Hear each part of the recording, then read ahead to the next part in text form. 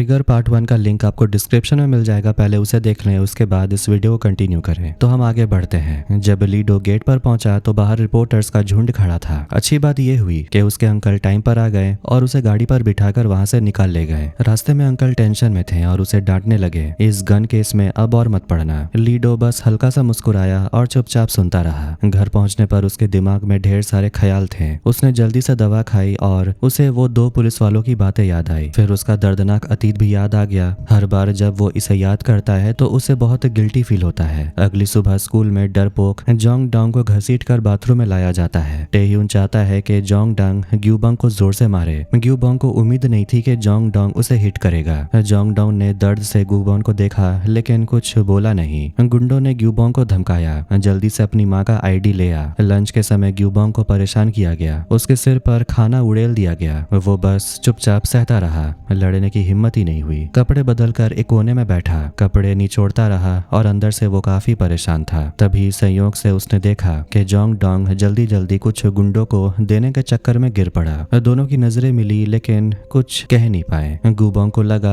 घर जाकर चैन मिलेगा, लेकिन वहां भी गुंडे उसे मैसेज करके तंग करने लगे। थका हारा ग्यूबोंग कपड़े उतार कर बाहर जाने लगा, लेकिन तभी उसका एक्सप्रेस डिलीवरी आया। उसने बॉक्स खोला, अंदर एक गन थी। वो शीशे के सामने जाकर गन हाथ में लेकर खतरनाक हंसी हंसने लगा। उधर पुलिस ने लीडो को 3 महीने के लिए सस्पेंशन का नोटिस भेज दिया। लीडो पुलिस स्टेशन पहुंचा और जोंग मैंग से पूछा, यूनसुंग के घर से जो आदमी भागा था उसे पहचान लिया? कोई जवाब नहीं दे रहा था क्योंकि वो सस्पेंडेड था। उसके अंकल ने सबको कह दिया कि लीडो को इन्फॉर्मेशन दो। जोंग मैन ने बताया, जब मैं वहां पहुंचा तो वहां कोई नहीं था जिसे तुमने अरेस्ट किया था। लीडो को यह अजीब लगा तो उसे याद आया कि उसने ह्यूट को बिजली के खंभे से बांधा था। उसने गाड़ी का नंबर प्लेट चेक करने को कहा। नंबर मिलते ही उसे याद आया कि उसने वो गाड़ी पहले भी देखी है। सीसीटीवी देखने पर पता चला कि जिसे लीडो ने बांधा था वो ह्यूट था। वो बदमाश जो मोहल्ले में हमेशा झगड़े करते रहता था, अभी अभी जेल से छूटा है और मैनेजर गोंग के लिए काम कर रहा था। ह्यूट को पहले भी लीडो और डिटेक्टिव सू हरा चुके थे। ये सुनकर लीडो ने तुरंत डिटेक्टिव सीओ को कॉल किया। मैनेजर गोंग कहाँ है? उसने जाने का फैसला किया। जाने से पहले उसने जोंग मैन से कहा, मूनबेक के बारे में जितनी जानकारी है सब निकालो। लीडो तेजी से मैनेजर गोंग की लोकेशन पहुंचा। वहां के लोग उसे अंदर जाने नहीं दे रहे थे, लेकिन मैनेजर गोंग ने कहा उसे आने दो। लीडो बैठते ही बोला, तुम गन बेच रहे हो? गोंग हंस पड़ा, इतना खतरनाक काम करने का टाइम नहीं है मेरे पास। फिर सबूत के तौर पर उसने अपने आदमियों को कहा कि उनके पास जो भी हथियार है निकाल कर दिखाओ। तभी लीडो ने फोटो निकाली और मैनेजर गोंग से पूछा, इसको पहचानते हो? गोंग ने साफ कहा,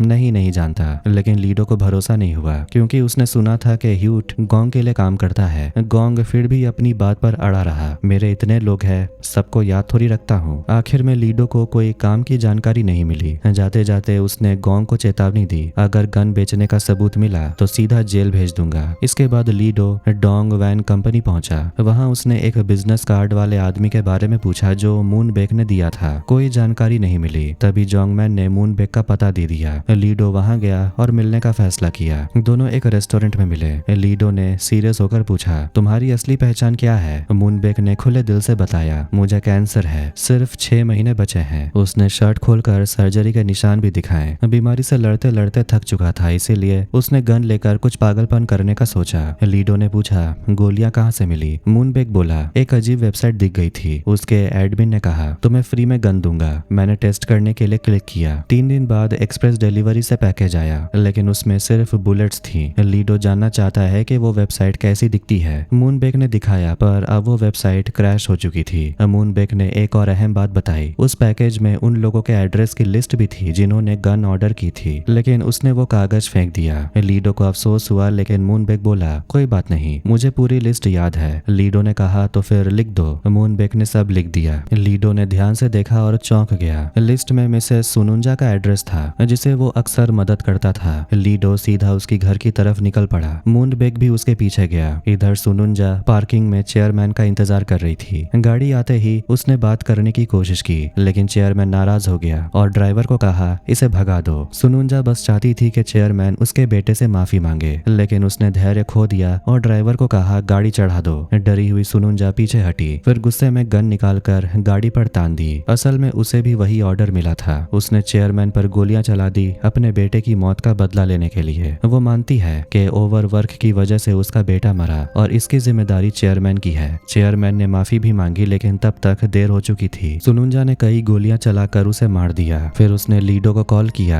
वो खुश भी थी, दुखी भी। कहती है माफी मिल गई, अब बस घर लौटकर बेटे के लिए आखिरी खाना बनाना चाहती हूँ। लेकिन तभी ह्यूट भी उसे ढूंढते हुए वहां पहुंचा। लीडो जल्दी से सुनुंजा के घर पहुंचा। कई बार कॉल किया लेकिन जवाब नहीं मिला। धीरे से दरवाजा खोला। अंदर अजीब सी आहट थी। आईने में देखा तो एक आदमी चाकू लिए इंतजार कर रहा था। लीडो ने तुरंत फूलदान उठाकर उसके सिर पर दे मारा। तभी ह्यूट अंदर आया, आत्मविश्वास से भरा क्योंकि उसके साथ लोग थे। उसने लीडो की फोटो भी खींच ली याद के तौर पर। लीडो ने गुस्से में पूछा, सुनुंजा कहाँ है? ह्यूट ने जवाब देने की जरूरत ही नहीं समझी और अपने गुंडों को इशारा कर दिया। लीडो को शक हुआ कि ये सब मैनेजर गोंग के कहने पर हो रहा है। ह्यूट ने गन निकालकर धमकाने की कोशिश की लेकिन लीडो ने तुरंत गन छीन ली। उसने फायर किया लेकिन गन खाली थी। फिर गुंडे उस पर टूट पड़े लेकिन वो सब लीडो के सामने टिक नहीं पाए। ह्यूट ने हालात बिगड़ते देखकर बाहर खड़े अपने आदमियों को बुलाया लेकिन उसे नहीं पता था कि बाहर पूरी गैंग को मूनबेक ने रोक रखा है। मूनबेक बाहर खड़ा खुश होकर इंतजार कर रहा था। वो गाड़ी से उतरा और गुंडों की कार की तरफ चला गया। मूनबेक ने धीरे से उन्हें समझाया कि यहाँ गाड़ी पार्क मत करो। अचानक ह्यूट ने गुंडों का मैसेज किया। मूनबेक ने उसकी तरफ झांक कर देखा और फिर मुस्कुराते हुए वहां से निकल गया क्योंकि उसने गुंडों को देख लिया था। गुंडे उसे मारना चाहते थे। वो गाड़ी से उतरे और मूनबेक की तरफ बढ़े। मूनबेक को पहले से पता था तो वो और भी खुश हो गया। आराम से गाड़ी पर बैठा, एक्सेलेरेटर दबाया और सीधे गुंडों की तरफ दौड़ पड़ा उन्हें डराने के लिए। गुंडे गुस्से में आ गए और उसका पीछा करने लगे लेकिन पकड़ नहीं पाए। मूनबेक तो पहले से ही निकल गया था लेकिन फिर अचानक मुड़कर गुंडों पर हमला कर दिया। थोड़ी ही देर में मूनबेक ने उन्हें बेहोश कर दिया और सब जमीन पर पड़े थे। अंदर में लीडो ने सुनुंजा को अलमारी में छुपा हुआ पाया। उसने कहा, तुम यहीं रुको, पहले मैं इन रास्ता रोकने वाले लोगों को हटाता हूँ। लीडो ने ह्यूट और उसके गैंग को निपटाया और जल्दी से सुनुंजा को मूनबेक की गाड़ी में बैठा दिया। लीडो ने उसे हौसला दिया कि हिम्मत रखो। गाड़ी चलाते हुए उसे वो वक्त याद आया जब एक मिशन में वो सुनुंजा की फोन कॉल का जवाब नहीं दे पाया था। उसने तब खुद को बहुत कोसा था। इस वक्त वो बहुत परेशान था। जब वो सुनुंजा को ऑपरेशन रूम के दरवाजे तक लाया उसे उनका रिश्ता याद आया। एक सर्द दिन जब लीडो पेट्रोलिंग कर रहा था उसने सुनुंजा को ठंड में गिरा हुआ देखा। उसके हाथ में एक बोर्ड था जिसमें अपने बेटे के लिए इंसाफ की मांग लिखी गई थी। लीडो भागकर उसके पास गया, पूछताछ की और उसे घर ले गया। उसने कहा कि अपना ख्याल रखा करो। सुनुंजा ने खुशी में सिर हिलाया। फिर अंदर जाकर एक जार कीमची निकाल कर दी और बोला, ये तुम ले लो, तुम मुझे मेरे बेटे की याद दिलाते हो। अब लीडो को याद आया कि इस सब के पीछे मैनेजर गोंग है। वो गुस्से में उसके एरिया में घुसा और उसके कई आदमियों की जमकर पिटाई की। जो लोग मिसेस सुनुंजा के घर में लीडो से पीटे थे उन्हें हॉस्पिटल ले जाया गया। लीडो ने डिटेक्टिव सीओ से कहा कि जरा देखो इनके पास कोई पेपर लिस्ट है क्या। डिटेक्टिव सीओ को लिस्ट मिली और उसने लाकर लीडो को दे दी। दोनों अंदर जाकर बात करने लगे। लीडो ने डिटेक्टिव सीओ को साबित कर दिया कि लिस्ट और डिब्बा दोनों में एक ही लोगों के नाम है। इससे पता चलता है कि यह संगठित अपराध है। असल में इन लोगों को बंदूक कुरियर से भेजी गई ताकि कोई उनका फायदा उठाकर हत्या कर सके। जिन्होंने बंदूक पाई वो साधारण लोग थे। उनके पास ना तो बंदूक रखने का अधिकार था न पैसों से तस्करी करने की क्षमता। इस लिस्ट और डिब्बे से पता चलता है कि उनके पास बंदूक है और वो और कहां से ला सकते हैं। इसी वजह से ह्यूट को पता चला कि सुनुंजा के पास बंदूक है और वो उसके घर आ धमका। पुलिस चीफ को शक हुआ कि ह्यूट को उनका डाटा कैसे मिला। किसी ने अंदाजा लगाया कि शायद इनके फोन में मैलवेयर आ गया होगा जिससे कॉल, मैसेज या पर्सनल डाटा मॉनिटर हो रहा था। पुलिस चीफ ने सबको बोला कि पहले सच्चाई पता करो, अगर किसी के पास बंदूक है तो उसे जब्त करो। सब चले गए लेकिन पुलिस चीफ ने डिटेक्टिव सीओ को रोक लिया। उसे पता था ये सुराग लीडो ने ढूंढा है। डिटेक्टिव सीओ ने मान भी लिया। पुलिस चीफ ने कहा, लीडो को मैसेज भेजो, उसने अच्छा काम किया लेकिन अब फिर से मुसीबत में मत पड़ना क्योंकि वो सस्पेंडेड है। लीडो अब वापस हॉस्पिटल आ चुका था। जोंगमैन ने फोन करके बताया कि मूनबेक ने जो कहा था वो बिल्कुल सच है। उसे आखिरी स्टेज का कैंसर है और वो डोंगवैन कंपनी में भी काम कर चुका है। ये सुनकर लीडो ने देखा कि मूनबेक बाहर खड़ा उसका इंतजार कर रहा था। लीडो ने आराम से मूनबेक से पूछा कि उसे इस केस में इतनी दिलचस्पी क्यों है, ये तो उसका मामला भी नहीं है। लेकिन मूनबेक ने कोई सीधा जवाब नहीं दिया, बस बोला कि अगर तुम मेरा शुक्रगुजार हो तो बस थैंक यू बोल दो। लीडो ने हल्का सा अफसोस वाला सांस लिया गया क्योंकि उसे याद नहीं आ रहा था कि सुनुंजा ने गाड़ी में क्या कहा था। मूनबेक ने उसे याद दिलाया कि उसने कहा था कि अब मैं चैन से आराम कर सकती हूँ और सबको ये भी बोला था कि उसे बचाने की कोशिश मत करो। मूनबेक ने पूछा कि लीडो सुनुंजा को अपनी माँ जैसा क्यों मानता है। लीडो ने बताया क्योंकि वो उसे अपने बेटे जैसा मानती थी और असली माँ की मौत तब हो गई थी जब वो छोटा था। मूनबेक को लीडो से थोड़ी सहानुभूति होती है, भले ही उसे पता नहीं था कि उसकी अपनी माँ है या नहीं। मूनबेक का बचपन भी काफी खराब रहा। पैदा होते ही उसकी माँ ने उसे बर्फ में छोड़ दिया। एक ह्यूमन ट्रैफिकर ने उसे उठा लिया। वहाँ बाकी बच्चों के साथ भूखा रहना उसे पड़ा और पैसों के लिए अपनी एक आंख बेचनी पड़ी। एक फैमिली ने गोद लिया लेकिन बाद में वापस भेज दिया।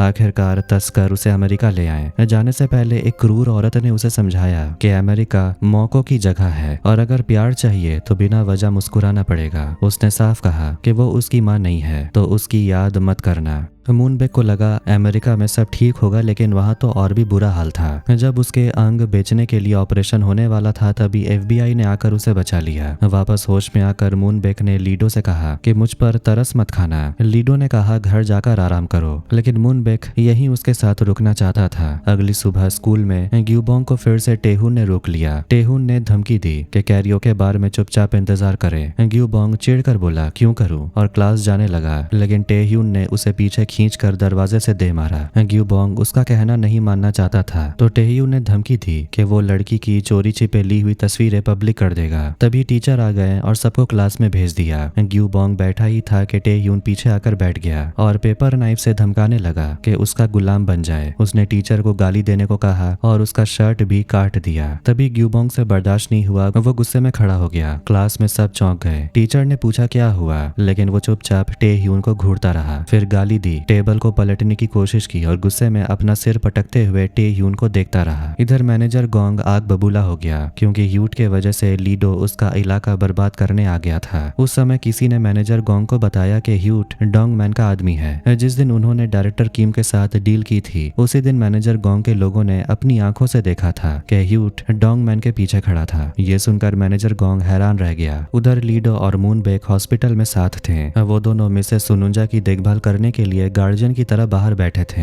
हाल ही में हुई गन वाली घटना की खबर ने लोगों को डरा के रखा था। लीडो ने थोड़े खोए खोए अंदाज में मूनबेक को एक कहानी सुनाई। एक बार की बात है, एक बहुत शांत गांव था। एक दिन एक आदमी ने गांव के बीचों बीच एक गन छोड़ दी थी और चला गया। कुछ ही समय में गन गायब हो गई और गांव की हालत बदलने लगी। रोज मौतों की संख्या बढ़ने लगी। अब गांव वाले एक दूसरे पर शक करने लगे। सब लाइन में लगकर गन खरीदने लगे। सबको लगने लगा कि गन ही इंसाफ है और ताकत है, लेकिन असल में वो इंसानियत की बर्बादी थी। फिर मूनबेक ने पूछा कि आखिर तुम मेरे साथ ज्यादा वक्त क्यों नहीं बिता रहे? मेरे पास ज्यादा वक्त नहीं बचा। लीडो हल्का सा मुस्कुराया लेकिन कोई जवाब नहीं दिया। इधर डोंगमैन का ग्रुप हॉस्पिटल आया लेकिन वहाँ पुलिस पहरा दे रही थी। डोंगमैन सोच में पड़ गया कि ह्यूट की ये हालत किसने कर दी। जब उसे पता चला कि ह्यूट को आगे चलकर व्हीलचेयर का सहारा लेना पड़ेगा तो गुस्से में वो लिफ्ट की तरफ बढ़ गया। जैसे ही सॉन्गमैन ने उस शख्स की फोटो देखी जिसने ह्यूट को मारा था, लिफ्ट खुली और उसी में वही आदमी खड़ा था जिसे डोंगमैन ढूंढ रहा था। डोंगमैन शांति से लिफ्ट में चला गया। अंदर मौजूद तीनों लोग तुरंत अलर्ट हो गए। डोंगमैन ने चोरी छुपे चाकू निकाला लेकिन मूनबेक तुरंत आगे बढ़कर लीडो के सामने खड़ा हो गया। ये देखकर डोंगमैन ने कुछ नहीं किया। लिफ्ट खुलते ही लीडो और मूनबेक बाहर निकल गए। स्टोर पहुंचने के बाद जंगमैन लीडो को लेने आ गया। मूनबेक ने लीडो को अलविदा कहा और वहां से चला गया। इसी बीच डोंगमैन का ग्रुप लीडो की कार के पीछे लग गया। उन्हें लगा सब प्लान के मुताबिक होगा, लेकिन तभी मैनेजर गोंग बार बार डोंगमैन को कॉल करने लगा। मजबूर होकर उसने फोन उठाया। मैनेजर गोंग गुस्से में बोला अभी तुरंत आओ। ये शायद ऑर्डर था, इसलिए डोंगमैन को मानना पड़ा और वो वापस मुड़ गया।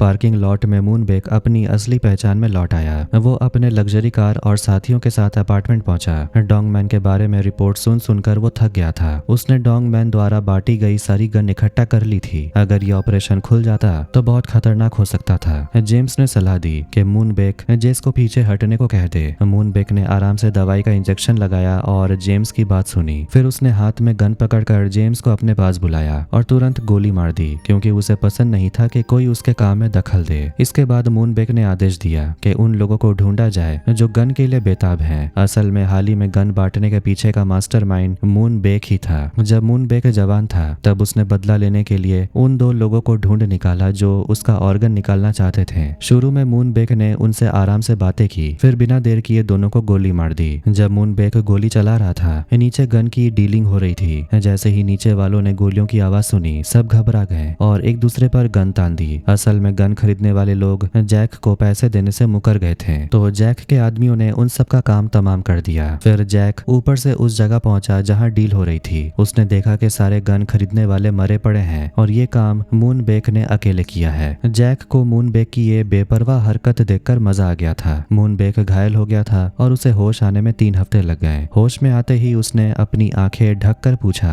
ये कौन सी जगह है? जैक ने कहा, अब यही है तुम्हारा घर। मूनबेक ने पूछा कि वो उसके साथ इतना अच्छा बर्ताव क्यों कर रहा है? जैक ने कहा, क्योंकि मुझे तुम में दिलचस्पी है। मूनबेक ने बेखौफ होकर गन से कई लोगों को मार डाला था, इसलिए जैक उसकी काबिलियत की इज्जत करता था। जैक ने मूनबेक को नीली आंखें भी दी। मूनबेक ने आईने में अपनी नई आंखें देखी। नई जिंदगी में ढलने के बाद जैक उसे अपने गन बेस पर ले गया। ये साफ इशारा था कि जैक मूनबेक को अपने लिए तैयार करना चाहता था। मूनबेक को समझ नहीं आ रहा था कि जैक ने इतने कमजोर इंसान को क्यों चुना। जैक ने उसे गन पकड़कर कहा, अगर ये तेरे हाथ में है तो तू मजबूत है। मूनबेक ने कॉन्फिडेंस के साथ गन उठाई, टारगेट पर निशाना साधा और उस दिन से उसकी जिंदगी बदल गई। वापस प्रेजेंट में मूनबेक ने अपनी नकली आंख निकाल दी, जिसके पीछे उसकी असली नीली आंख थी। उसी समय डोंगमैन को मैनेजर गोंग के ऑफिस में बुलाया गया। मिलते ही मैनेजर गोंग ने डोंगमैन को पीटना शुरू कर दिया। पूछा कि क्या तू गन बेच रहा है? उसी सुबह पुलिस यहाँ आई थी